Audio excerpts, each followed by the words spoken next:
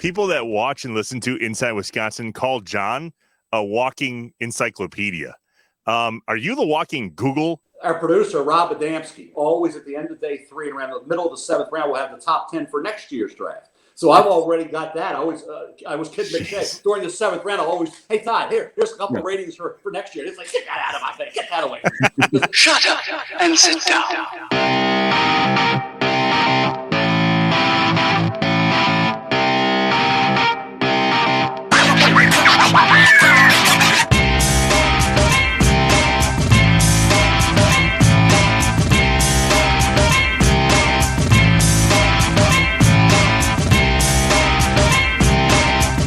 Inside Wisconsin is brought to you by Bay Care Clinic, Cobblestone Creek, University of Wisconsin-Platteville, Roll Tech, Festival Foods, Capital Credit Union, North Star Mohican Casino Resort, American Family Insurance, Miller Lite, and Aaron's Company.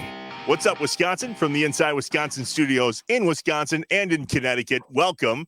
This is the draft special, the 2022 draft special. J.A., this is all sports this time. Yeah, just a little different tact for us. People don't see the behind the scenes where we wrestle, how topical we want to be, or do we need to be timely? Because every 2 weeks, and sometimes we just want to have a great conversation with someone in Wisconsin. But in this occasion, this edition, we're going timely. We are in on the NFL draft because people are crazy about it. It's the stuff people want to hear about it. And if you're a Packer fan, we've got great stuff with Mel Kiper and with Burke Griffin, who knows the team because he covers them locally, Wes Hodkiewicz. So we're inside the building, which is great. Did I mention Mel Kiper? Yeah, Mel Kiper. Want to be dazzled by him. So it's a timely edition, but what we'd like to let you know is time is not an issue for us. This is probably a little longer because, quite frankly, we're just going to let people tell you what they know and trust that you'll pick what you need to, but set aside a little time in your day for this one. It's going to take a minute. Yeah, we get a lot of that feedback. We wonder what hit the cutting room floor. We could listen to these guys talk all day. Good news, we're going to listen to these guys talk all day. First up, because he has to be, Mel Kiper. You cannot have a draft special unless you have Mel Kiper. And we are fortunate enough, thanks to ESPN, to have Mel Kiper, draft expert, the guru of all this. I think he is the foundation of what has become an unbelievable business of draft and mock drafts and personnel ratings. He is with us. Mel, thanks so much for being here. I know you got tons of stuff. It's a busy week, so we won't take a ton of your time. But let's start. We're talking about the hometown Green Bay Packers. Mm-hmm. And it seems to me the need is apparent at wide receiver. But where they're picking in the first round of those two picks, is there a wide receiver worth spending that pick on? Yeah, Jameson Williams would be the guy. John and Trevor. He's the receiver that would have been a top 5, top 10 pick had it not been for the ACL. And now he could still be there, maybe at 22, although now it's kind of trending that he would be gone by then. But if he's around, or if you want to trade up and get Jameson Williams, a guy who takes the top off the defense, has a great attitude, great approach. He had a dynamic year for Nick Saban in his one season at Alabama. So he would be the guy if you want to say go up into the middle of the first. If you got to go into the top 10, to be looking at Garrett Wilson from Ohio State or Drake London from USC. If you want to go more in the middle of the first with Jameson, it would be Chris Olave from Ohio State. If you say, well, who's going to drop to 22? I'm taking Christian Watson from North Dakota State. Traylon Burks, Arkansas, could still be there. Jahan Dotson, Penn State, could still be there. So they'll have some options by remaining at 22 guys, but if they want to get the elite of the elite, you have to move up just a bit. Are they going to do it? Because, I mean, like, the little bit of research that I'm able to do with my non-ESPN team sitting right next to me, it's twice since you've been covering the draft, Mel, that we've taken a wide receiver in the first round. Once in 88, that's Sterling Sharp, and 02 with Javon Walker. I tried to do all sorts of stupid math. Is it going to happen? I think it will. I think it has to happen. With the receiving core that they have, with the strength of this draft being wide receiver, having 2 picks, not just the one at 22, again at 28. I know the second round has brought them Greg Jennings and Devontae Adams and Jordy Nelson. And I think there's some really good options, like an Alec Pierce, who I comped to Jordy Nelson. I comped Sky Moore to Greg Jennings, both out of Western Michigan. So I think second round has been a hot round for them. They've done a great job. But to get the receivers, and I'm talking about in terms of the first round, you got to use one of those picks if you want one of the elite guys. Now, if they feel like, hey, Sky Moore is as good as some of the guys going in the first, if not better, or Alec Pierce is as good, Alec Pierce ran a 4.4 and vertical 40 inches. He averaged over 17 yards a catch in his career. He's got an athletic family. He's a heck of a player. So however their board shapes up, they could attack it either first round or second round. But I would bet one of those two picks being the wide receiver. How do I feel about George Pickens out of Georgia? Coming off the injury, he got back on the field, guys, and he played okay. I think he's one of those guys now 2 years removed coming up from the injury will be back to the way he was. Now, he was a little inconsistent at times. He wasn't the dominant receiver that you thought he could have been coming out of the prep ranks, but he's a second rounder, excuse me, more of a late second round pick, not a late first round pick like you thought when he came into the University of Georgia. But right now, George Pickens is a borderline top 10 receiver, which tells you how deep this receiving core is. The Packers fans go literally bat crazy in regards to the draft. They just cannot handle themselves. Mm-hmm. If it's a damned if you do and damned if you don't scenario. Is there a pick in the first round where they would make it and even Mel Kiper would go, that was a bad idea?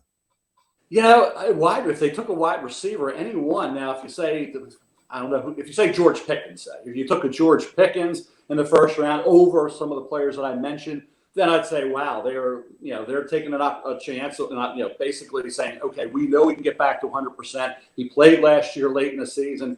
We got all this talent. He's ready to really come into his own in the NFL. If you want to go that route, fine. In terms of the offensive line, I think Kenyon Green from Texas A&M or Zion Johnson, Boston College, those two offensive linemen could be in the mix as well for one of those two first-round picks.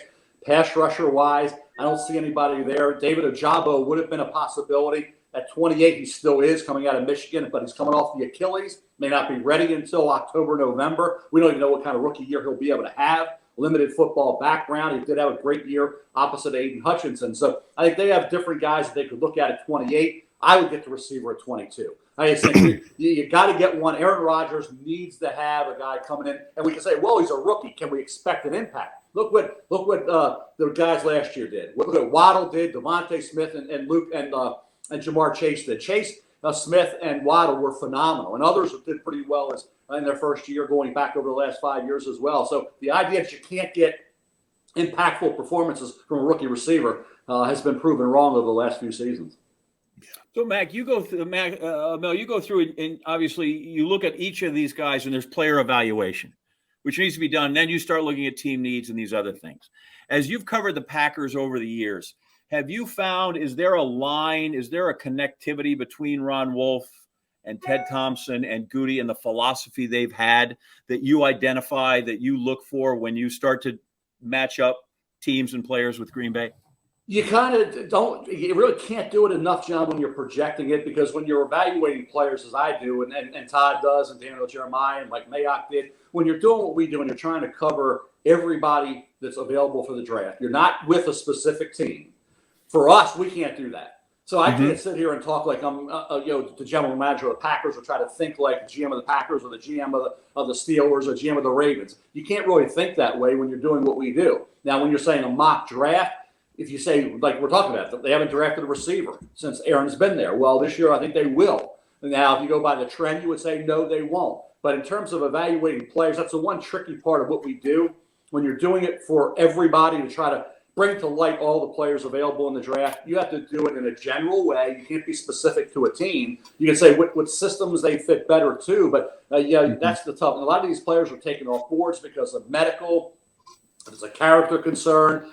That's individual teams. I can't take that off the board. Some teams may, and some teams may have a harsher way of looking at players in that regard than I do. But I think what we do is try to provide as much information on the players as possible, knowing that we're not obviously defining a specific team that could be interested in that particular player. Oh, little phone. You're getting a call right now, believe it or not. Mel, are you ever surprised? I mean, did the Jordan Love pick take you off guard? Did that catch you off guard?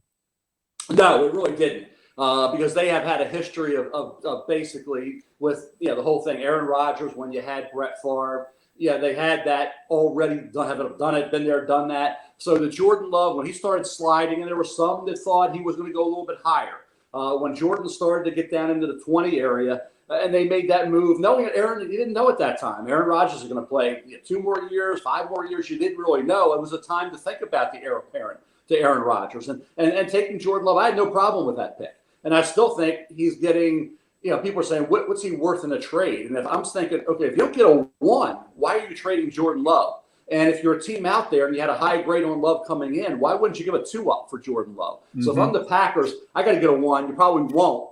Jordan Love is, think about this, guys. He's 5 months younger than Kenny Pickett. Kenny Pickett's going to be a first-round pick in this draft. Jordan Love is 5 months younger than Kenny Pickett. Yet he's going into year 3. And the first year he was drafted was the COVID year. No preseason, preseason games, what have you. Second year, not normal as well. This will be the first normal offseason that Jordan Love has had. So it wasn't a head-scratcher. It was a pick that made sense.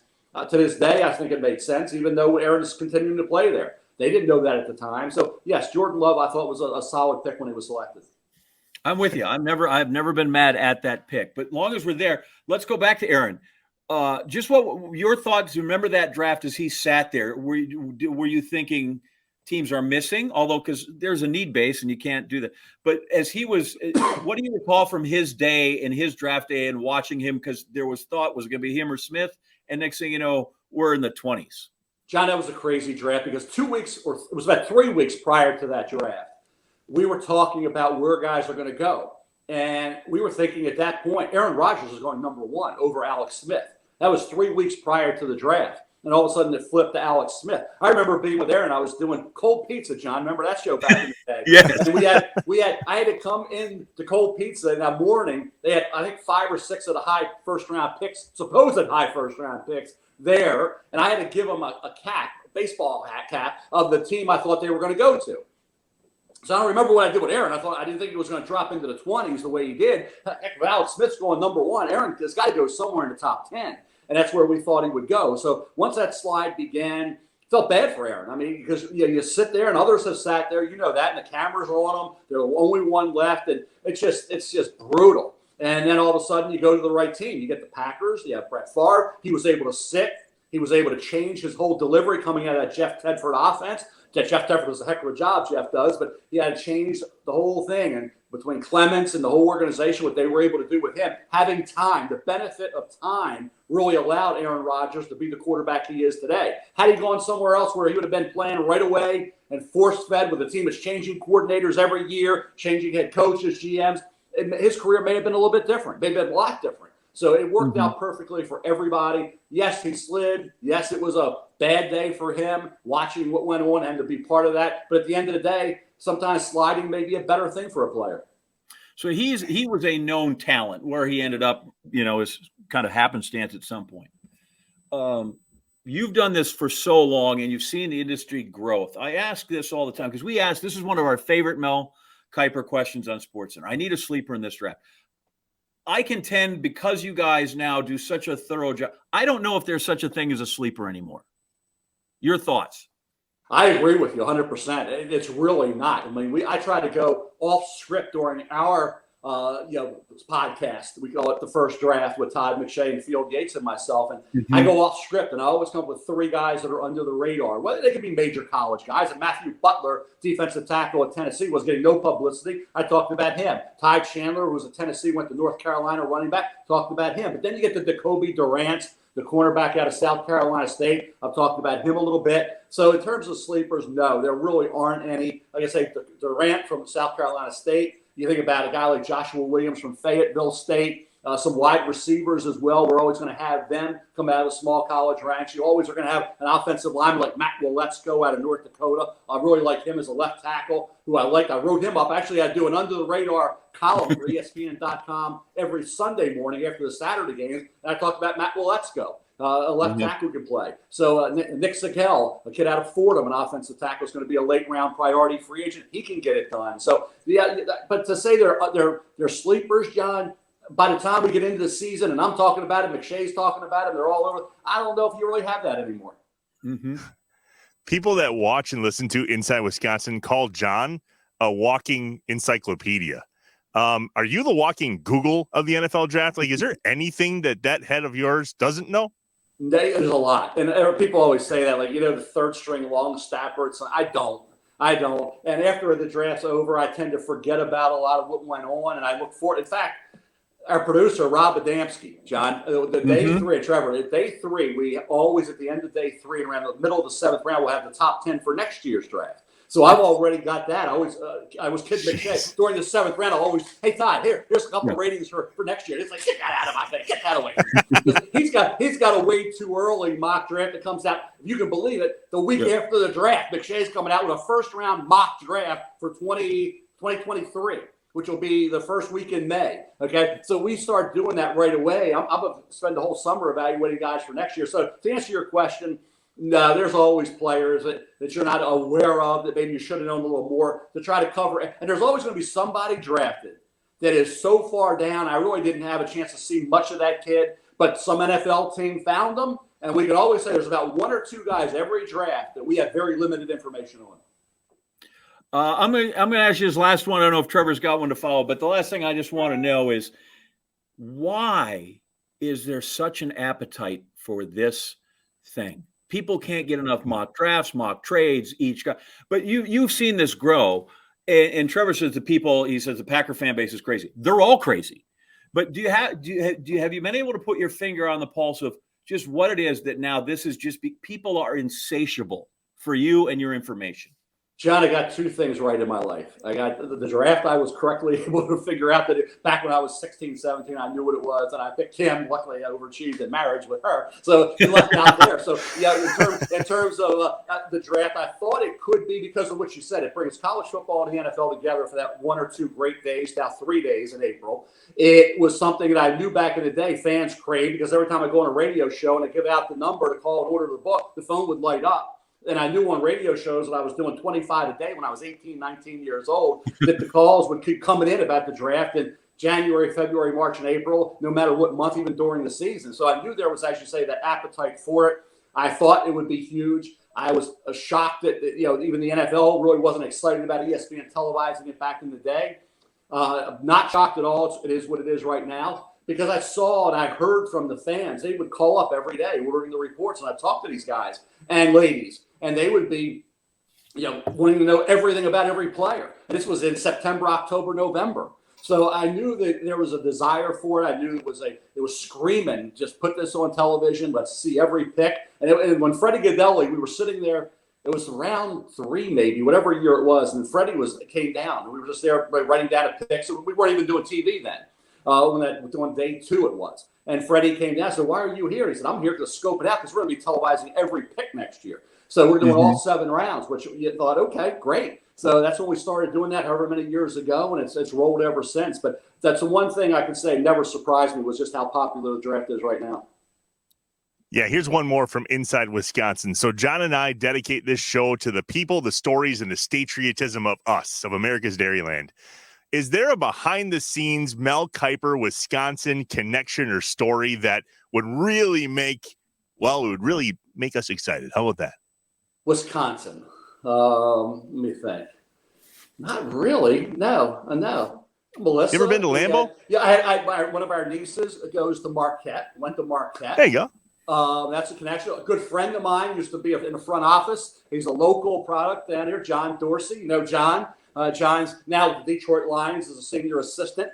John's a good friend. And actually, John Dorsey was on the back of my book the year he came out of Connecticut as a linebacker. I've known John forever, and he's been general manager around the NFL and doing a great job. So I guess a connection with John, the connection with our niece who went to college out there. Good. All right, I have one more. Actually, one more. A good friend of ours, family, Billy Lewis, who was a great safety at the University of Stevenson University, where our daughter went.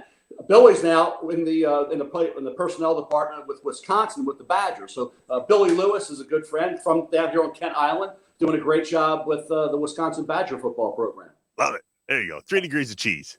All right, then give me the BBA. Last week, give me the best Badger available.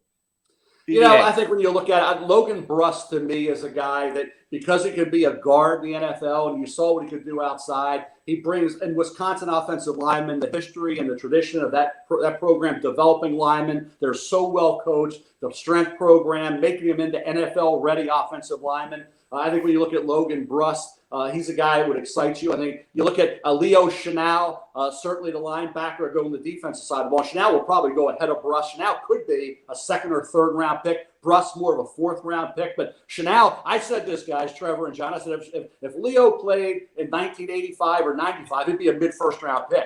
He is that Mike man. He's that guy that's a downhill thumper. If you got a 4-3 defense, you put him in the middle of your defense. But now you got to cover and you got to do things on 3 downs when they're throwing the ball all over the place. Now Leo becomes more of a second-round pick. So I think he would be one, certainly Sanborn as well. But I think Leo on the defensive side and then Logan Bruss on the offensive side with Jake Ferguson tight end. Is going to get certainly some looks on day 3. And you're going to see Hicks, the corner, get some looks on day 3. As I said, Sam Henningsen, defensive lineman, will get some looks on day 3. But if I had to say, I would say Leo and Bruss would be the 2 guys to keep an eye on.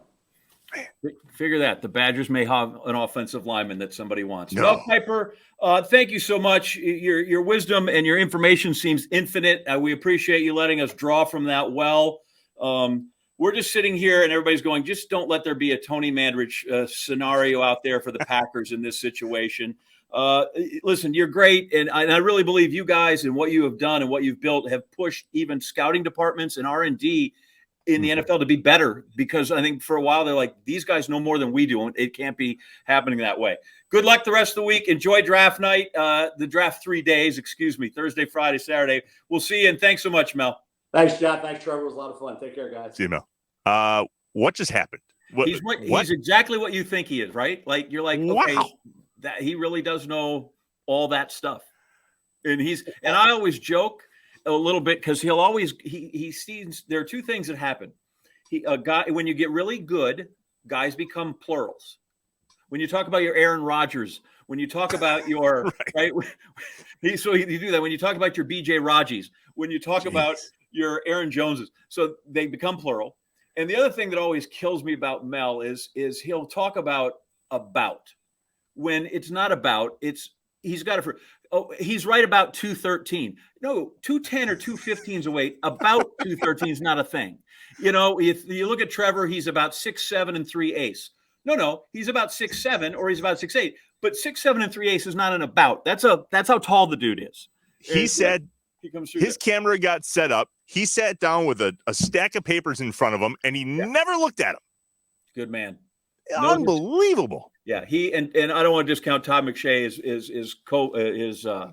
his partner in crime, but they're both really good and they know their stuff. And it's amazing because they call him a draft expert, and there's no way, right? If you can get 6 things right in the draft, you've hit it really remarkable because you don't know how it goes.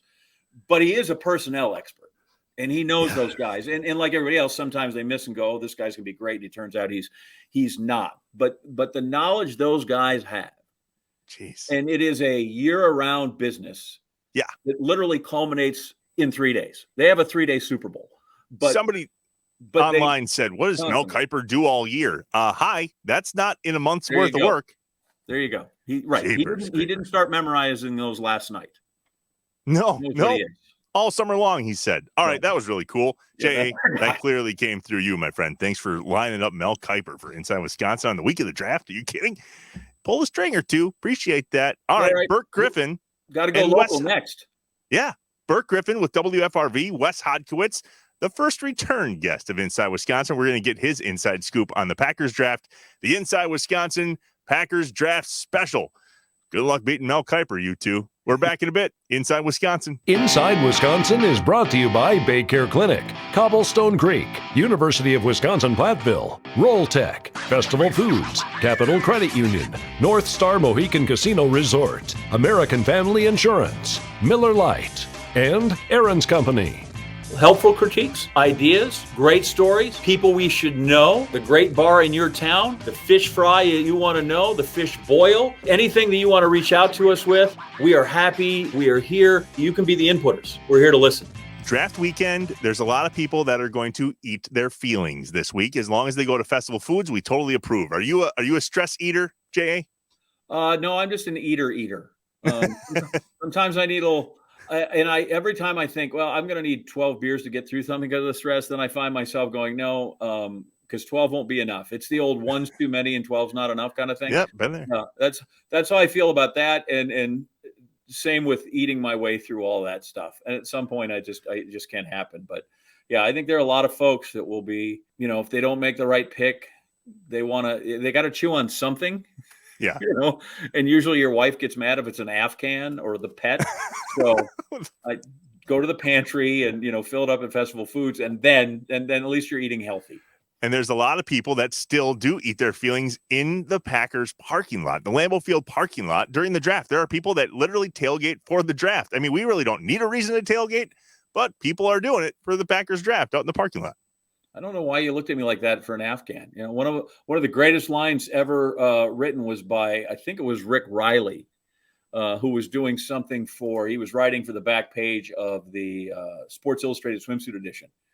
And he said, you spend time around these gals, and he goes, listen, they'd all make a bishop bite his hat. So it's the same kind of same concept. Okay, got it. You biting an Afghan, bishop biting a hat. I got it. Just not a miter. Festival Foods, the official tailgate headquarters of Lambeau Field.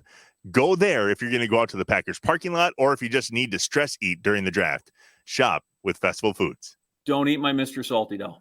No, it's all about the draft. Bonus draft coverage here on Inside Wisconsin. John, a top 5 of unique draft picks. Give it to me, man. So I'm going to give you the pick, and you got to tell me why this is sort of what it is that the connection that why I would think this. You got to get inside of the old coconut. Oh, great. Yeah, I'm great at this game. I'm going to start easy. 1974, 15th round draft pick out of Pitt, Dave Wanstead. Why is that unique? Yeah. He ended up coaching the Bears. I don't know. There you go. Right. How about that? The Bears coach was actually drafted by the Packers. Oh, yeah. Okay. 1982 first round draft pick out of Iowa, Ron Hallstrom. He was your old neighbor. He lived across the street from us. That is correct. I am 2 for 2. This is awesome. On Parkwood Drive, Ron lived right across the street from us. Excellent. Wow. 1976, 8th round pick, defensive back out of Nebraska, Jim Burrow. So 76, you were here. Was that the house you always stopped at on the way home? No, that was Rich McGeorge. Okay. What's this one? He's Joe Burrow's dad. Oh, wow. Yeah. So Joe Burrow's dad was drafted by the Packers, played very little, was gone after season, became a great Canadian League football player. Okay. All right. 1978 first round pick out of Michigan, John Anderson. This is your not your doppelganger, but this is the John Anderson. His name is John Anderson. That's all you need to know. I got it. I knew that. It's on the helmet behind you. There you go. And the last one, and this combines some ESPN, 1983, cornerback, great player, career cut short by injury out of Pitt, Tim Lewis. What's unique about him is that he was drafted in the year I was born. That is completely not at all. So our guy who you see on draft coverage, who you see all the time, Louis Riddick, Monday Night Football, great guy. Yeah. Right? Unbelievable. What a human being. And so Louis Riddick also was a defensive back at Pitt. And so we're sitting there one night on the show, and we're killing because we're going to tape in 5 minutes. And I said, by the way, you're a Pitt guy. I said, the Packers had a guy who was a terrific defensive back from Pitt, Tim Lewis, back in the day, injury cut short. Do you know Tim? And all he goes, yeah, Tim's my cousin. Our moms are sisters. So there's that. So those are some unique, I thought, things. I could go into Freddie Carr, who I loved, and he played at UTEP and actually on the basketball team the year after. Texas Western won the national championship and all kinds of great things. But yeah, so that's it. Yeah, John Anderson, because his name is John Anderson. Yeah, got that. I got to be honest. I did a lot better at that game than I thought I was going to. It is usually, Usually you're quite miserable, but this one, things are looking up. Cheers. And joining us now on our Inside Wisconsin the draft preview special is Burke Griffin, sports director, WFRV. And I think this guy probably has more time covering the Packers than certainly you and I put together and Wes Hodkiewicz. I mean, this is a local angle, but this is a guy dug in deep when it comes to it. Burke, Thanks so much for joining us. And first, I just want to know, because we've talked to Mel, but I need I need boots on the ground and just sort of the buzz right now about the Packers and the draft and the fan base and where they're at here. as we get ready for this draft? Well, I think obviously everyone has talked about wide receiver. Well, they went and got Sammy Watkins. Is that a huge upgrade to the wide receiver room? It could be, but he has been like Randall Cobb in some ways. Effective when healthy. He's just got to stay on the field. So when you look at who they have, Alan Lazard, Sammy Watkins, Randall Cobb, and then after that, Amari Rodgers, who was going into his second year, and then guys like Juwan Winfrey. The buzz still is, will they trade up to get one of those top wide receivers in this year's draft, or in the next couple of days, can they do something to bring in one of those disgruntled top-tier guys who has a expiring contract coming up, like a Deebo Samuel or a DK Metcalf or any of those guys out there? So you really have to pick and choose. Do you want to pay top dollar for a guy who's going into his second contract, or get a guy on the cheap and maybe get lucky with like a Justin Jefferson or a Jamar Chase? But it really is kind of all in after what we saw with Aaron Rodgers and his contract, $50 million a year, and just the way everything went down. That's pretty much, it's now or never. The clock is ticking. Mm-hmm. I was talking to a buddy the other day about this draft special that we're doing on Inside Wisconsin, and I said, what's like the one thing that you want to know from these guys? And he goes, what is Twitter going to do when they don't pick a receiver in the first round? It's going to implode, yeah? Yeah, especially if it's an offensive tackle from Southeast Missouri State or someplace that nobody has ever heard of. And it's just going to be insane, Packer fans, and the backlash that is out there. I think Brian Gutekunst, the general manager, and the entire front office know that this 2-year window coming up this year and the next one is going to pretty much cement their status as not only people here in Green Bay, but maybe that next job out there, whether or not they even get one. You can't let Aaron Rodgers leave and not get another Super Bowl after going 13-3 twice, 13-4, having home field, and getting bounced 3 straight times in the playoffs. So if they do take a guy, look, defensive back, they're solid all the way across the board, corner and safety. Devondre Campbell coming off an all-pro year, resurrecting his linebacker, they're good. Maybe another D lineman. They definitely need an offensive tackle at some point, because we saw them. Look, Ricky Wagner 2 years ago, Dennis Kelly, Billy Turner, they all got abused in those playoff games that they lost against fast defensive linemen, named Bosa in particular. But you can get those guys anywhere. Bakhtiari was a 4th-round pick. Josh Sitton, TJ Lang. You don't need to use a number 1 or a number 2 to get an offensive lineman and have a quality guy. Now, when you look at the top 4 picks that they have within the top 60, there's no excuse not to trade up for somebody you really want on your team. Yeah. But isn't that sort of the fine line here? Is because as premium position goes, how do I get an offensive tackle? How do I get an edge rusher? Those are always going to take precedence over we can get a wide receiver, because we can get Devontae Adams in the second round or Jordy Nelson in the second round. And, oh, by the way, I always think if I've got Aaron Rodgers, or Brett Favre, I've added a star or two to that guy's quality. And so I know people are going to go crazy, but I'm not all in okay, if we don't get a wide receiver, if the Packers don't get a wide receiver in one of those 2 picks, the world explodes. I don't see it that way, but I don't know if we draft that we can have the unruly mob out in Lambeau Field if it doesn't happen that way. But don't you think that's the crux of the issue here, is that wide receiver is still not right now. I don't know that it's a premium position unless you can find Jamar Chase. And I don't know if he's in this draft. No, I don't know if he is either, but if you get a chance to trade up for a Drake London, another big target, like a 6'4" guy, and I mean, I like Chris Olave. He's got the wheels. He's a smaller guy, 6 foot. And there's a handful of the guy from Alabama who hurt his knee, Jamison Williams, I think his name was. Yeah. Yeah. I mean, but look, all the way back to Ron Wolf. I mean, there have been huge misses at all positions. I mean, Tony Mandarich in 1989, offensive tackle, the incredible Bulk, 2nd overall, and Barry Sanders is picked next, and they go on to have a Hall of Fame career. People have been talking about that for 30 years now. So, big picture, John Michaels, 1996 Super Bowl team, nothing. Jamal Too Small Reynolds in 2000 or 2001. Yeah. I think that was Ron Wolf's last draft pick, if I remember right. Mm-hmm. They've had a Justin Harrell, Derek Sherrod. I mean, they've had a litany of offensive linemen they picked in the first round that have been complete busts. So why not go wide receiver and then use one of those later picks to get an offensive lineman? That's what I would do. I still think they screwed up big time in the playoff game by switching everybody around. Yosh Nijman was doing just fine at left tackle. Let's try Bakhtiari. He can't go. Then 2 weeks later, he can't go after trying it out at the end of the season in Detroit. Then they're moving all these parts around, and it showed in that playoff loss in an ugly, nasty game. And you know what wouldn't surprise me?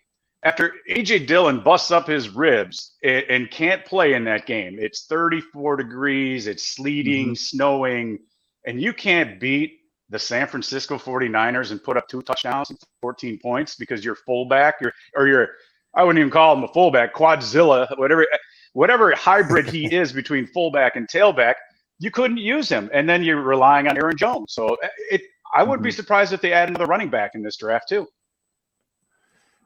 So it's all about Packers, obviously, in terms of the draft special, but we also, as Wisconsinites, love watching people from Wisconsin get drafted. Out of curiosity, Burke, if you had to choose the top draft pick from Wisconsin in your time covering the NFL, who would it be? The entire time? Yeah, the time that you've been covering the draft. Yeah, I got my guy. I don't know how you don't go with 3-time NFL defensive MVP J.J. Watt. I mean, that's kind of hard to argue with. I like it. I'm with you. Considering Aaron Donald might be the only other guy that has garnered that much accolades in his career. J.J. Watt is up there. TJ, obviously, what he's done, Defensive Player of the Year this year, taken at the end of the first round in 2017. That's another one Packer fans go, why didn't we trade up to get TJ Watt? And 3 picks later, we take Kevin King? Really? I mean, that's another one that sticks in the craw of Packer fans. But I got to go with JJ. John, who are you going with? Well, first I was going to say Aaron Donald, right? He's that number 99 guy that might give us trouble, but that's just a quick poke at Urban Meyer. I don't want to do that. I thought it was going to be a Packer on a Wisconsin guy on the Packers, and I was going to say, is there any better, even though he's and this serves right into what you were talking about, finding linemen late, would be Tauscher, right? Who comes along and is 6th, 7th round draft pick and is a stalwart for a decade. So that was going to be my guy. I was thinking in terms of the Packers. Yeah, and my pick, without a doubt, it's Joe Thomas. Best ever. Yeah, go ahead. You're next, John. Okay, so that goes back a long way, Burke. We're not going to drag you into this. He just every chance he gets, it's to kiss Joe Thomas's ass since he rated him so low. I see that. Yeah, so, it's good. This is the last thing I just want to know before we let you go, and is go ahead. You go. Oh, I was going to say the best part about Joe Thomas was when he got drafted, he was on Lake Michigan fishing for salmon. That's the best part about it. Yeah, unbelievable. And he said, it's crazy, right? In his effort to avoid publicity, became even more famous for not being at the draft, right? Like it's all people can talk about when he came through. So this is not to question the draft pick in terms of what he's done or what might do. If I have picked Jordan Love, and now Aaron's going to play a couple years, and they have to shove Jordan Love off. And they get a 5th round pick at him. But he has inspired a quality of him play in Aaron Rodgers that maybe we had not seen in the past couple of years. I say the pick was worth it. You?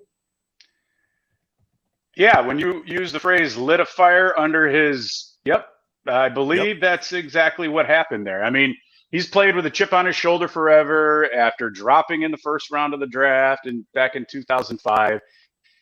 If you talk to him not on a daily basis, but on a weekly basis, and you listen to all of his press conferences, he's obviously an extremely intelligent guy. But there is this little bit of just, what is it? It's not lack of confidence, but that he wants to stick it to all the critics, and there's no question about it. And it's no different than when, Favre was in there and they say, well, they drafted my replacement. Why should I teach him how to do his job, And there's something to that. Like, he needs to learn how to do it on his own. And I do believe you're right. If you get a Super Bowl and another MVP out of this deal, and he finishes with 5 and 2 rings, the Jordan Love pick can go right down the toilet and no one will care. Nobody will care. Indeed. We'll take that. Not Burke, at thanks all. for joining us. Thanks for joining us here in Inside Wisconsin, Hey, guys. man. It's good to see you. We all It's ran great into each other at the Bullfrogs game back in the day. That was pretty cool. This is kind of where it all, it started for John and I. I met you there, Burke. It's all good. The draft special here in Inside Wisconsin with Burke Griffin from WFRV here in Green Bay. Thanks, Burke. Thanks, brother. Inside Wisconsin is brought to you by Baycare Clinic, Cobblestone Creek, University of Wisconsin-Platteville, Roll Tech, Festival Foods, Capital Credit Union, North Star Mohican Casino Resort, American Family Insurance, Miller Lite, and Aaron's Company. Helpful critiques, ideas, great stories, people we should know, the great bar in your town, the fish fry you want to know, the fish boil, anything that you want to reach out to us with. We are happy. We are here. You can be the inputters. We're here to listen. J.A., I'm doing pretty good with these whole quizzes that you're doing today. I got to be honest, you did pretty well with the old Friends of Light Beers, the Miller Lights that I had with me last episode. Yeah, I noticed none of them are there anymore. Nope, they're gone. They're all gone. Hopefully you recycled responsibly with all the containers. I celebrated responsibly. I recycled responsibly. There you go. Out of all of that, I am most grateful that all of those actually tasted like beer instead of like water, like with other light beers that you get. Miller Lite tastes like beer, and that's good for people like you and I that actually like to drink beer that tastes like beer. Everybody's always worried. Oh my gosh, light beer, where are we going to go? And that's not the case here. And that's how people always, the microbreweries. Oh, we've got this. Listen, the microbreweries, spend way more time naming their beer, I think, sometimes than making it. They got to come up with some creative, this kind of thing. And I don't mind telling people, like the people that I drink Miller Lite, you know why? I don't care that they spill more than you make. Okay. I'm good with that. I'm ready to have it. Pop it open. I'm cooled. I'm refreshed. I'm ready to go. And I might need 16 of them for the draft. I know we're supposed to be responsible, but with the draft coming, it can be very stressful. The draft is spread out. 16 beers over the weekend. Not that big of a deal. There's responsibility Are you a bottle or there. A draft guy for the draft, by the way? Bottle or draft? I like draft. I got to be honest. Draft for the draft. Put some head on the draft because that makes it way better. I know. Anyway, yeah. See, I got to take a little of it down, and then this may not make it, but I'll tell you anyway. So if there's a little too much foam, right, you just do this, just a touch of earwax, gone. Oh, what? Oh, I was always told to wipe your face and do it, but earwax and gone. Little earwax and beer, and you know what? Miller Lite still tastes like beer even after you put your earwax in it. What the hell is that? Moving on. To get Miller Lite delivered right to your door, visit MillerLite.com/InsideWisconsin. They can do it, or you can find it pretty much anywhere where beer is sold.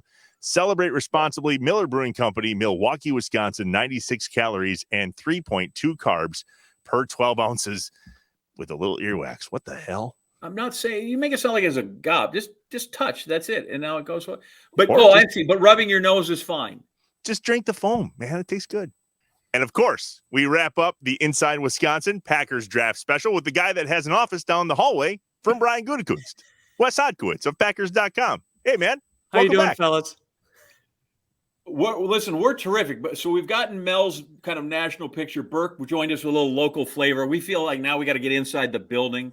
Yeah. I just want to know, first off, is like, can you tell when it's draft week? Like, is there a buzzing about that you're like, okay, there's just a different vibe in here? Yeah, one, because there's more people running around the building. That's for sure. No, but there is, and it's palpable because I think you see all these scouts, all these guys that they dedicate their lives to this, right? Like their families, it's like everybody has to make sacrifices for the job and what they're, brought in to do. And they all finally come back together here from the East Coast, the West Coast. And it's really about building that board and being available and kind of going through that tornado that is those 3 days. And the Packers, 11 picks this year, guys. I mean, if they pick all 11 of those spots, it'll be the first time since the NFL AFL merger that they have picked 4 times in the top 60. So, I mean, you lose Devontae Adams, and there were trades made along the way that I think kind of raised some questions here about what the future is going to look like. But there's a lot of excitement and anticipation about exactly what Green Bay is going to end up with. So, yeah, draft week, you can't beat it. Where is the board? It is up on the 3rd floor. I wish I could get you a direct angle from where I at.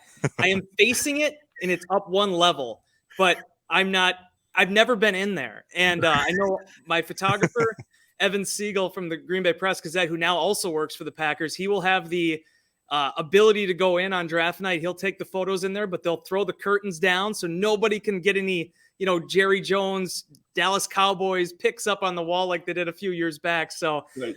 but it's a simple little conference room that the Packers build out.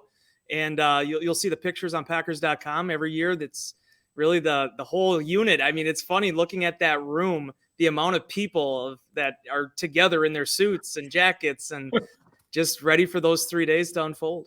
All That's so names funny. redacted. It comes through. Blurred out completely. Yeah. I actually got a text from Wes last night, John, that said, "Hey, where do you want me to join the show from this time? Do you want a different background?" And I said, "How about the War Room?" Sure. He's like, "No." I could have snuck up with like my iPhone and like did a quick video like up there and then like got out quickly. Yeah, no, that's not good. Mhm. One of my buddies, Wes, when we were talking about this draft special, said that he's got his popcorn ready, and it's just going to be right here when they don't draft a receiver in the first round, because Twitter is going to lose its friggin' mind. Yeah. Is that a possibility, or is this pretty much a given that a receiver's going?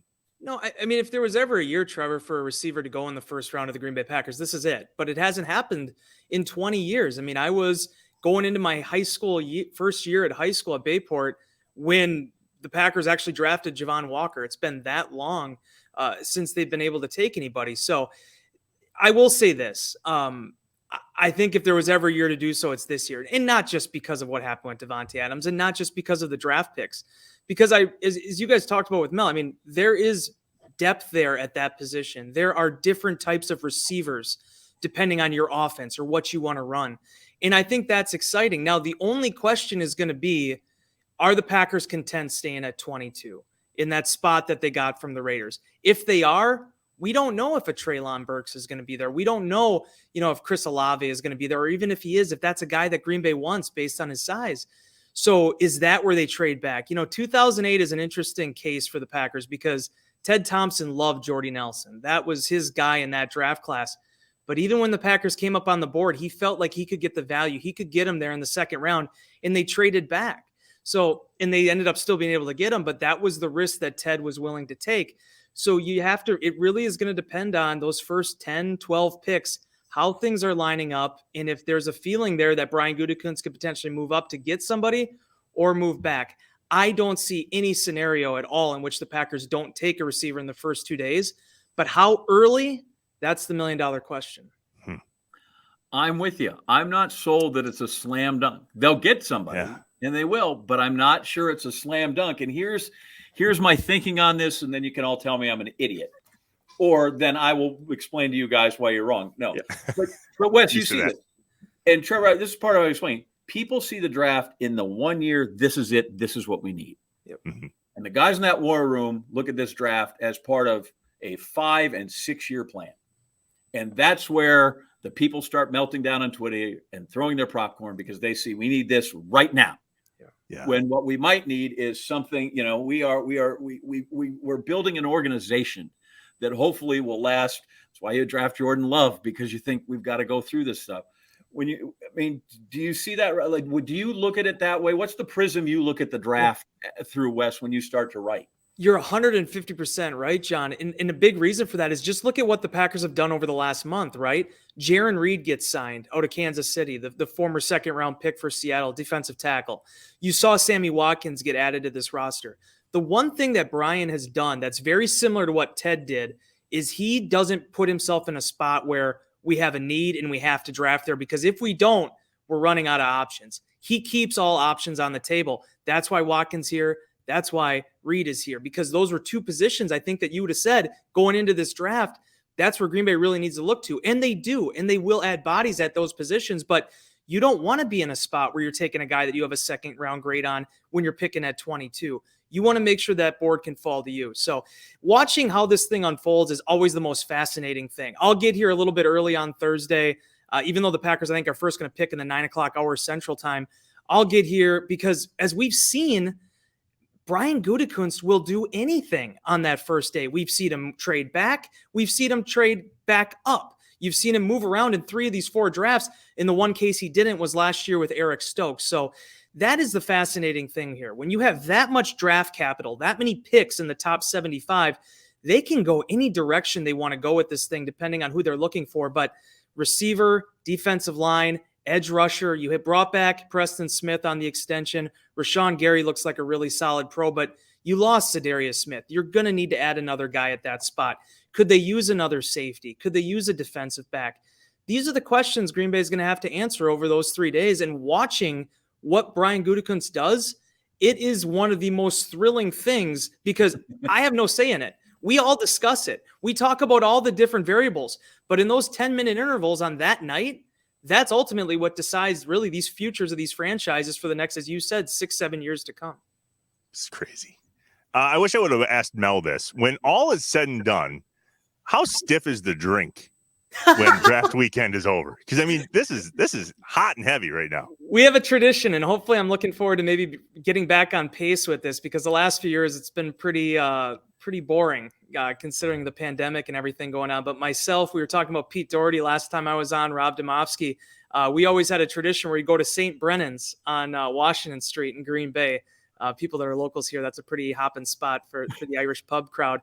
That was always our kind of blow off once the draft was over. So we usually did a good job of closing that place down. But it's crazy, man. Like you get done with those 3 days. I can't imagine what it's like for the scouts and GMs because I'm completely spent just doing videos and stories and everything. But realistically, that's it. This is where it all builds up to. And the Green Bay Packers, certainly a lot of enthusiasm for what that pick's going to be. And you see it every year. All these news stations are going to go out and talk to people at the local establishments, the local taverns, and get their take on them. This is where it all builds up to, especially in a place like Green Bay that hasn't been known for being the big free agent, spot. It's been a place that a lot of those stars that we talk about today were picked during those 3 days. By the way, how did we not get the draft in 24? Is it went to the Lions? Like that's a travesty. Yeah. Speaking of the draft, like it's got to be coming our way soon. You really hope so, John. I mean, and I know Green Bay's always going to be fighting that stigma of just the size and the location and, hotel rooms and all the other things that go into it. But, myself personally, I was kind of bummed to see that. Now, I made the mistake in Insider Inbox of telling people, the tradition is so much better here than in Detroit. That brought out like the 1930s Lions fans, and they were all on top of me about that. But realistically, Green Bay's never going to be able to host a Super Bowl. It's not going to be in the cards, not even because of the weather, just because of the size of the area and how much capital and space you need to have for an event like that. To have an NFL draft here would be special. And if you've seen, for people that haven't been to Green Bay yet, the Titletown area, what they built with the Resch Expo across the street to the east side of the stadium. Now, I was there for the first time this past week for an event. It can accommodate an NFL draft now. It's just going to take the faith of the league to do it. So now I believe 23 is not in the cards, 24 is not in the cards. I think it's now 25 or 27 would be the next spot because 26, I think they have the game coming up. I think that's the Badgers game. I'm trying to remember, but 26 or 27, that would be the hope that Green Bay could get in. I really think if the NFL has the faith and they take that jump, they'll really be impressed by what this area can come up with. Right, because the smallest franchise city that hosts franchise, they managed to still get 75,000 people and do an NFC championship game. And they still, it's amazing, right? You put them on TV and lo and behold, if you put a Packers Steelers game on, it's going to outdrive anything you can come up with. I don't know how they still can't quite. Well, I know exactly how it is because they sit in New York. Yeah, no doubt. And that's it, right? There's still a lot of that bias. Is like we're here in New York. What about out there in the sticks when it comes through? So I don't know if I can live till 25 or 27. I have faith, John.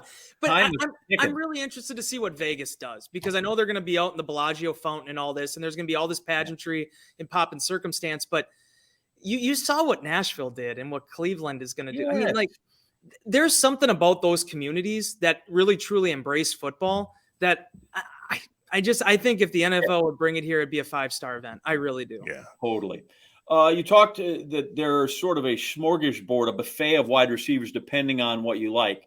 And then we talk about the dearth of the bodies the Packers have, just period, right? Like, I'm not sure. How do you go to a 3 wide receiver set if you have 2? But do you see in the way that Matt LaFleur likes to run offense and do things that there is a type of wide receiver that they are looking for? There's a lot. Yeah. I mean, Treylon Burks is the one that I really like, just because of this. And I'm not Mel. I'm not going to be able to break down everything for you with him. But I mean, his backstory, the Feral Hog backstory sold me. But then 6'3" to run how he ran in that size, that has been sort of the prototype for what, Brian Gutekunst has liked. Now, they did draft Amari Rodgers last year. Amari goes 5'9", about 215 pounds. So they are willing to go a little bit smaller with the receiver spot. But there was a number of years there where they were looking at 6'3", 6'4". Equinemius St. Brown was 6'5". They were looking for tall, lean receivers. So Burks in that regard, I think, is more that full complement. It's unfortunate with Olave, being in that 187 range. Typically, Green Bay hasn't had a lot of those receivers, but he checks every other box they look for. The speed, the downfield threat. He's a really polished route runner. I think he's exciting. The one that I think is going to be interesting to watch, especially if they wait till the second round, is Watson, the kid out of North Dakota State, Christian Watson. Mm-hmm. He's big, he's tall, and he can run. And that seems to me like the kind of guy they've had a lot of success with. Green Bay has receivers. I mean, they have some really unique receivers, but what you lose with Devontae and MVS was two guys that really brought very unique skill sets to this offense. Devontae can run the entire route tree. He can line up anywhere. He can get separation. And obviously the number of targets that Rodgers gave him, it's going to take a lot of bodies to make up for that. MVS was a guy that every single secondary, every single safety duo, they had to keep an eye on. You lost that speed. You lost that possession receiver. How do you make up for it? The story I keep telling everybody is I'm expecting a lot of what Matt LaFleur did in his single year with the Titans, which was a lot of diversification. He built the game, a lot of the games off the run. That's the one benefit Green Bay has here. They have a lot of depth at the running back position with Aaron Jones and A.J. Dillon. So I think you're going to see less spread out concepts, more bunch formations, again, getting back to the truer principles of his offense and the offense that Kyle Shanahan and Sean McVay run. But at the end of the day, you need to have a receiver that is going to strike fear in a defense. And with this many picks, with this much depth in this draft, you can get a lot of guys that I'm not necessarily saying you're going to get Justin Jefferson coming out and having 1,000-yard season, but you can get a guy here that can get on a run, and to have Randall Cobb in that room and Alan Lazard and being able to kind of groom that next sort of generation of receiver. That's what makes this the most intriguing part of this draft, is that you're not only going to get somebody that is potentially a really high caliber athlete, you're going to be able to groom them with some really true Green Bay Packers receivers that know what Aaron Rodgers is looking for. Yeah, well, we got a couple years left with that Mr. Rogers guy, so let's go. As we wrap up the 2022 Inside Wisconsin Draft Special, I can't help but think, Wes, last time you were with us, you said that you wanted to be the John Anderson and the Stuart Scott, and that video of you talking to us about that was, speaking of Twitter losing its mind, that went off really, really well. That was a cool piece. So here's Mel Kiper on Inside Wisconsin today. With people trying to go, son, where did you go wrong in your life? A lot of people reached out to offer help. Is really. Well, so I was thinking about this. John was a freshman in college when Mel Kiper started covering the draft. I was one. You weren't born. I'm not calling John old. I'm saying Mel Kiper has been doing this a minute. Yeah. And I thought of you, Wes, because here you are doing your best, and it's impressive work. But dude, I have no clue what Mel Kiper told us today. Not a clue. How do you keep up with that when you're doing all this work? Yeah, my colleague Mike Spofford is the one that does a lot of our, we call them prospect primers, which is sort of the ins and outs, guys who can make sense for the Packers. And then if they do take them, we could run those videos on our website after the draft. So I actually give Mike a lot of credit, because a lot of stuff that he does is stuff that I read, and I kind of start building my opinions off of that. I always try to, because I'm not Mel Kiper, because I'm not a draft expert, I usually try to be a little bit more hands-off in terms of the pre-build of the draft, just because, I fell in love with Ryan Shazier in 2014, and then he didn't become a Green Bay Packer, and all that information I built up, well, it really wasn't worth anything, right? I mean, other than knowing a little bit more about the league. It's sometimes when I like to kind of, Tarantino it a little bit, right? Like go from the ending and work my way back, where you see what the Packers do, you see what Brian Gutekunst did, and then you start to make sense of it when you see these guys come in, when you start to learn their stories a little bit, and when you start to realize who they are as players. Because so often I've done, this will be my 13th draft now. Only one time I've gotten the Packers first round pick right. 2013, I actually was lucky enough to get the Dayton Jones pick right. But other than that, it's a crapshoot. So it's always funny to see once the dust settles, who Green Bay ends up with. Do you guys have your phones? Because I told Trevor's talking about all his friends. I have friends too. I'm forwarding a text that they just sent me when I told them I'm doing a Packers special, draft special, and here's what they sent me. I want somebody to read it. Wes, do you have your phone? Yep. What's it say? Read what John just sent you and I. Friends don't let friends draft Tony Mandrich. I'm just saying. This is what this Trevor's That's a fair point. Everybody, but like Burke saying, it's 30 years ago, but it's still people are still scarred.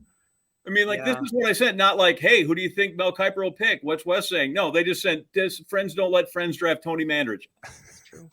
You know, this could speak to the kind of rapscallions and deviants I hang around with, but still, it's you know what's cool? True. You might maybe go post that on Goody's door. Just I will. No. It's like, do you guys ever see the Draft Day movie at all with Kevin Costner? Did you ever see that? Vontae Mack, no matter what, I'm going to have friends don't let friends draft Tony Mandrich. Slap that in the door, the Post-it note.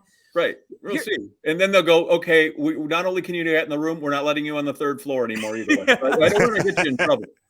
But you know what's cool about that, though? And I don't know if Burke, what you guys talk about with all those guys, but the neat thing about the Mandrich thing, because I've heard about it my entire lifetime, right? That this is the incredible bust, all those stories. One, the thing I think is the neatest part about it is you don't know what happens if they don't draft Tony Mandrich there. And what I mean by that is you don't know if Ron Wolf is coming to Green Bay. You don't know if all the dominoes fall the way they do. Maybe they do get, somebody that's of a Barry Sanders type, but we all know what the Lions did with Barry Sanders, absent one division title. So that aspect of it, I do think there is something that things happen for a reason. And kudos to Mandrich. I mean, the fact that he was able to get his life straightened out and was able to actually, start 16 games in a season in the NFL with the Colts and that sort of thing. Everybody learns and grows and develops, but the Green Bay Packers, as difficult as that is, and as much as people say, Steve Atwater and Derek Thomas and all these guys, Packers got maybe Ron Wolf out of that draft too, which isn't too bad. Yeah. My first year out of college, I work in Oklahoma, in Tulsa. And that fall, I started as the news photographer, and all I have to do in the fall of '88 is go to games and watch Barry Sanders. Yeah, got a camera, just watch, and it's not hard, right? Because you don't have to worry about what the other play is going to be. Nope. And that's all I did. And I've, because of my wife going to Oklahoma State, and I've seen Barry many times over the year now, and we've visited some, and I always tell him the best year I've ever had in journalism was the very first one, watching him run the ball 400 times, and ever since then it's been downhill. Yeah. Crazy. And it was Saturday afternoons. I was done by 5 p.m. It was great. And now I'm up all night and I don't get to see it. But yeah. The other thing that tells you you're super old is like, wait a minute, I covered him in college. He played 10 years. He had to wait 5 years. Then he got to Hall of Fame. And by the way, he's been done with that for 10 years. So isn't that incredible? Wow. What a great way to track a football, though, having to keep your lens stuck on Barry Sanders. And there is a little Bartman to this, because Bartman took all the heat, right? Because he's the guy that was there, but there were 4 other outstretched arms with Bartman to hit that ball. Right. And if whoever else is in that number 2 spot was going to take Tony Mandrich, but all the other teams that came behind get off scot-free because like, oh no, we had Sanders, they can all BS their way out of that. So in some ways too, I always think the Packers are the Bartman for that because they were there. Yeah. And if it's anybody else who gets it, off they go and they're fine. I mean, because how many times? I mean, let's be honest. I mean, look at Joe Thomas. You guys have had Joe on a number of times now. Joe, in a lot of ways, was very good player at Wisconsin. Here we go. He's in Trevor's top 47 players ever at the university. Got it. We're all aware. Go ahead, Wes. No, but I mean, like, how many times do you see franchises just completely jump at the idea of a guy that's going to play left tackle for the next decade, and being able to play that position, especially this day and age? It's become more and more important because you're not going to find David Bakhtiari in the 4th round every year. That isn't going to happen, right? Teams have to go out on a limb. And unfortunately for the Packers, not only was Mandrich a bust, it was just the amount of fruit that came out of that tree there in the first 10 picks. But, like I said, sometimes I think everything has a way of working itself out. The last thing I have is when we make this draft, and I think what gets lost sometimes, and I'd be curious to see if you have a pulse on the staff there, is that these guys still have to be coached. Yeah. And so you can get a guy and like, hey, some of the times they go, that guy's a bust. And you go, yeah, what? I don't know that he was actually coached to be a success. Yeah. What's the sense you get from LaFleur and his guys that, okay, we got him in the building, but now it's on us because make or break, a lot of it is, here's your raw material, here's the clay, but we still got to form it into something. Yeah. And I think that's the number one challenge, John, because one, if the guy's a good dude, you want to see them succeed. I mean, the number one story I'll always tell people is Josh Jackson. Now, Josh, unfortunately, it didn't work out for him in Green Bay, but it wasn't for a lack of trying. It wasn't for a lack of the coaches being dedicated or Josh wanting to work for it. It's just not every single pick is always going to hit. I mean, the Ron Wolf theory about standing at the plate and get as many swings as you can, there was a reason for that because he said, I mean, you're just not going to be able to hit on every single pick. But it's trying to find the balance there between a guy that's going to project the right way as a player, but also as a person. I mean, I go back to 2016 and hopefully things work out where we are back in the locker room this season and getting to know these guys on a more personal level. But I'll never forget 16, the week after the draft, they bring us all in and we get to talk to Kenny Clark, Dean Lowry, Blake Martinez, Jason Spriggs. I mean, all these guys that they had drafted that year.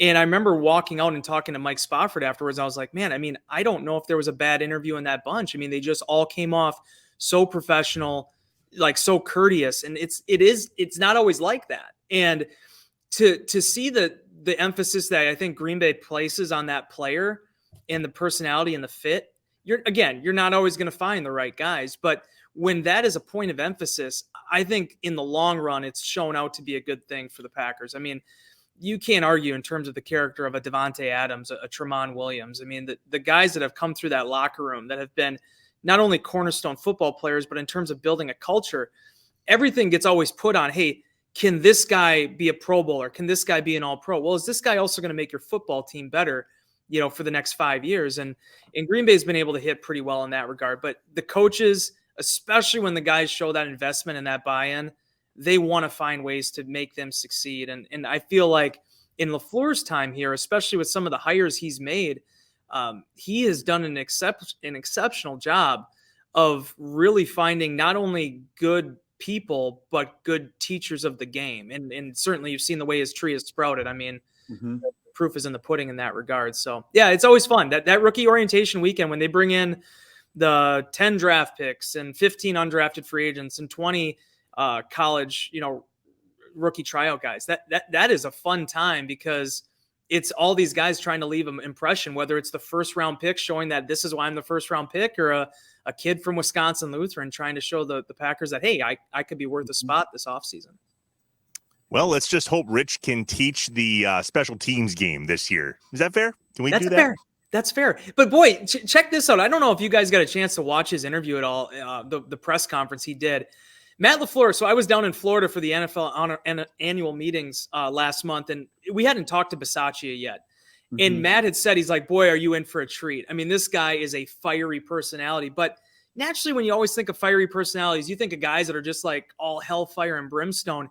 It's just a quiet intensity with him. And when you look at what he did last year with the Raiders, I mean, being able to keep that train on the tracks. I mean, I know the Gruden thing drew all the headlines, but there was a lot of stuff that happened there even before that last year. And being able to get that team into the playoffs, I really thought that he was going to be a really legitimate candidate for their head coaching spot. It doesn't work out that way. He ends up in Green Bay. And the first question he was asked was, why Green Bay? And he basically said, well, why not? I mean, the tradition here, everything else that goes along with it. He has a connection to Joe Barry. Him and Matt LaFleur hit it off. And you're seeing the emphasis already, Trevor. They've signed Pat O'Donnell from Chicago, a guy that Bisaccia even said he was looking at him with the Raiders when Gruden's staff got there in 2018. A Keyshawn Nixon, a guy that is more of a special teams ace, but a guy that I think the Packers, they want to get more of those Jared Bush guys back in the building, guys that, hey, your first emphasis might be special teams before offense or defense, but we need to build the core up. Green Bay has to improve. There's no question about it. I mean, last year was not good enough, and being able to bring in a guy like Bisaccia that's going to demand that type of respect and discipline, this could be really the hire that finally gets them over the hump with that third phase. John, he's totally the third generation the Packers historian. He is. He just is. Like, this is the guy. This is the Mel Kiper of the Packers. This is it. You think? I do. I feel like I make the top 5. I don't know. Here we go with the top 5. Wes, you're the man. Thanks for joining us, man. Do you have a draft suit picked out? So here's the thing. I learned that the hard way, John, the first year. So 2010 at the Green Bay Press Gazette, Mike Vandermoss is like, "Hey, Wes, do you want to come and try to help out and do some like bios on the spot?" I'm like, "Absolutely." I'm like, it gets me out of like covering a track and field meet. I'm there. No! Sorry. I'm sorry. That was amazing. Oh, that's amazing. Wow. I got to go hang out with the big boys, right? So I go there and I got this nice like shirt on and thing. Well, one thing you got to realize, boys, and John's probably been in his handful of media press conferences. There are more people in the Packers media auditorium during draft weekend than at any other time in the season. Yeah. There is humanity on top of humanity. There's not a great air conditioning vent there. So by the time that draft is over, the first day, I had buckets of sweat coming down my face. So ever since then, you'll see a very efficient process from me. It'll be a nice simple polo, maybe not even an undershirt. Probably wear some nice slacks, some Lululemon slacks or something, because I learned if you go in there with a suit and tie or any kind of like formal wear, you're going to sweat through that entire thing. Nice. I don't know who we're sending this year. If we have somebody there, now you can do so much more with remote, and we can do it like this. So we used to have somebody there. I don't know. Well, and Rob is. I just know that Ed Werder will be with the Cowboys, and then Sal will be either with the Eagles or the Ravens, but he'll probably be with the Eagles when they. We got Rob. When you got Rob Domofsky, you don't need anybody else. No. Yeah, we don't have to bring in outside. We don't have to bring out outside folks. He's good. He's our man. We picked from within. We just stole him. Is what we did right there. Fair. We did. So, we didn't even get a top pick for him. All right, let's go. I appreciate it. I don't need any more time with the track haters.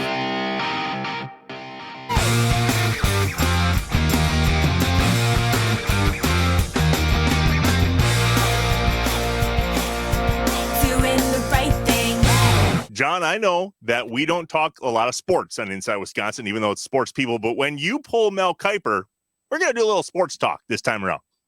Listen, I am fascinated. It goes back to what we had said all along here. I don't know why it is exactly, but there's an insatiable appetite from people to know about their team and about who they're drafting. Even that I don't think all the time they fully understand. Like it's a wider process, and you got to build an entire team, and everybody thinks they can do it better than the other guy, and nobody really realizes they have to manage a salary cap and everything else. Right. But it's terrific, and it's fascinating. And one of my colleagues, Kevin Connors, who I do Sports Center with all the time, he's like, I don't care who it is. If my son's third grade buddy has a mock draft, I'll read it. He's all into it. So, and I do too. I find it fascinating, and I will sit and I will watch that whole first round, and I will marvel, and I will curse when they take somebody that you thought they were going to have, and the anticipation's coming.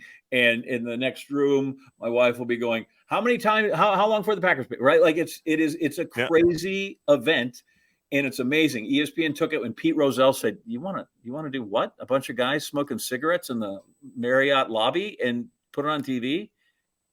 And it's staggering, and it is truly reality television. It's not trumped up Kardashian. It's like real live reality television. It's great. Yeah.